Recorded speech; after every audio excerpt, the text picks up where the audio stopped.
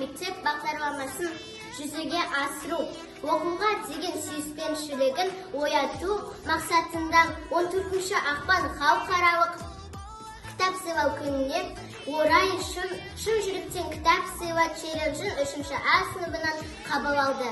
Көңіліңе толқын, қайта оқып жаттау. Кел қатарға қалма, кітап оқысам ға, ой санаңда мәңгі сақтау. Жүрегімен оқы, көңіліңе толқын, қайта оқып жаттау. Кел қатарға қалма, кітап оқысам ға, ой санаңда мәңгі сақтау.